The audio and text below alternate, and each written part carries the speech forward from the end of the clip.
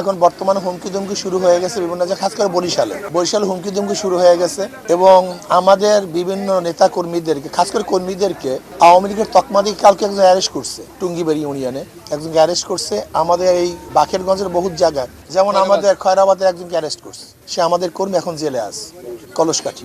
খয়রাবাদ মাইপুর হামলা করছে। যদি এরকম অবস্থা হয় তাহলে লেভেল প্লেইং ফিল্ড থাকবে না। আমি সরকারকে অনুরোধ করব, দীর্ঘদিন পর্যন্ত অধীর আগ্রহে মানুষ এটা ভোট দেওয়ার জন্য, সুষ্ঠু পরিবেশের জন্য চেষ্টা করতেছে, তারা ভোট দেওয়ার জন্য উৎসাহিত। যদি সরকার কোনো অবস্থাতেই এই নির্বাচন নিরপেক্ষ করতে ব্যর্থ হয় তাহলে জনগণ তাদের ক্ষমা করবে না, ক্ষমা করতে পারে না।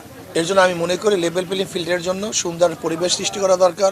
যেহেতু আর্মি এখানে ম্যাজিস্ট্রেট পাওয়ার নিয়ে তারা আছে, সেখানে কোনো উচ্ছৃঙ্খল হবে কেন? হওয়ার তো কোনো যুক্তি নেই। আমি প্রশাসনের উপর কোনো দিকে ঝুঁকবেন না। নিরপেক্ষ, নির্দলীয়, সুষ্ঠু, গ্রহণযোগ্য, অবাধ এক নির্বাচন উপহার দেন, নয়তো জাতি আপনাকে ছাড়বে না।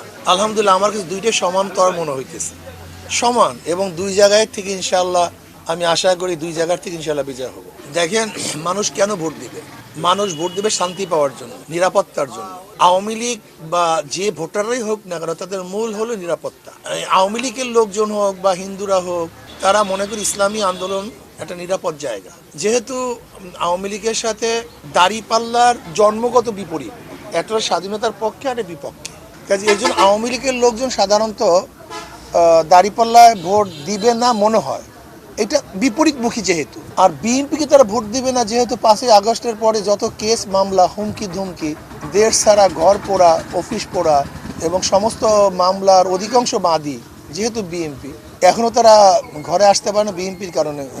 এবার 5ই আগস্টের পরে যে দেশের মধ্যে যেই যারা চাঁদাবাজি করছে সবাই জানে জনগণ, এর জন্য তারা বিএনপির কাছে নিরাপদ মনে হয় না। কিন্তু ইসলামী আন্দোলন বাংলাদেশ এবং হাত পাখা, এরা জুলুম, অত্যাচার, অবিচারের বিরুদ্ধে সবসময় বক্তব্য দিয়ে আসছে এবং আমাকে যারা অ্যাসাল্ট করছে বরিশালে, আমরাও কিন্তু তাদেরকে মানবতার কারণে মাফ করে দিয়েছি। এবং সে হিন্দু ছিল, অথচ সে কিন্তু অ্যারেস্ট হয়েছিল, আমি ছাড়িয়ে দিছি।